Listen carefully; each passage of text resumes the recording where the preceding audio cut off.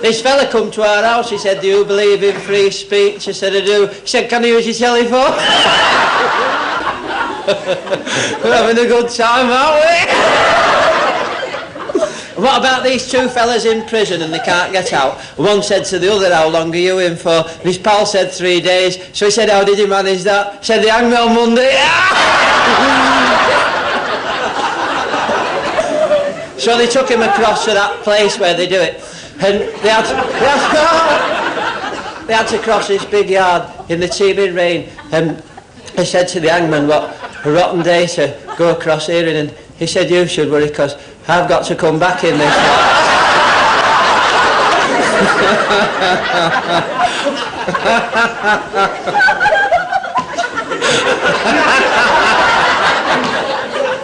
What are you laughing at?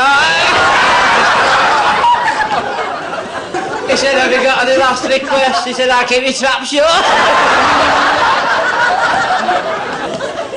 He said, I'm not kidding now, this is your very last chance. He said, all right then, would you mind putting the rope round my waist, because I've got a boil on me neck, you know?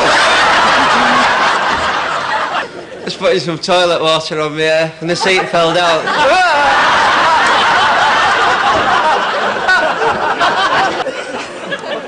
I said to this fella, why is your dog wearing brown boots? He said, its black ones are being mended.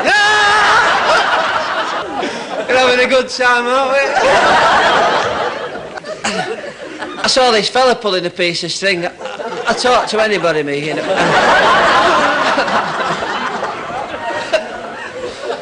I said, what are you pulling that for? He said, you want to try pushing it?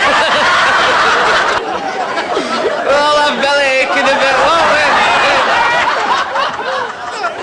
He had a dog on the end. I said, where are you checking the dog? He said, I'm going to have it put down. I said, is it mad? He said, well, it's not very pleased. And this fella came up, he said, that dog bit my mother-in-law. He said, well, don't come to me for damages. He said, I want to buy it off you. I don't know. What about that fella that died and his mate went to see him and he's stretched out there in this box and he said to the widow, he said he doesn't half look happy, you know, because he was smiling. She said, wait till he wakes up, we don't know he's dead yet. We were poor at our house as well. Were you poor at your house? Because, you know, when you don't have much money, and I remember my mum saying, our Kenny, she said, go to the butcher's and tell him he wants a sheep's head and ask him to leave the legs on. Special announcement here. If there's a gentleman by the name of Pharaoh who was last heard of 2,000 years ago, please report to the British Museum where your mum is very poorly. The rest of it's a letter from me dad. No, it's from my granny, this one. She says, dear Ken, I'm writing this letter very slow because I know you don't read very fast.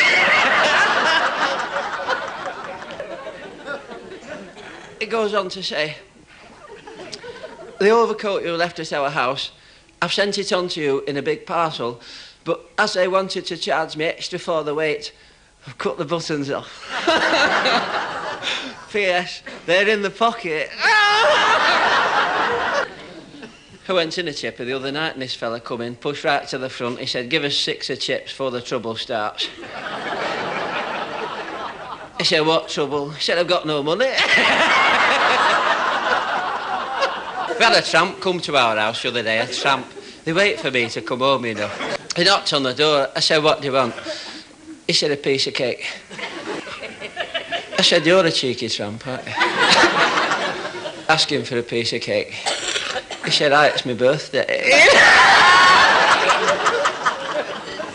I said, wouldn't you like some cold rice pudding instead? He said, I would. I said, well, come back tomorrow because it's still hot, you know?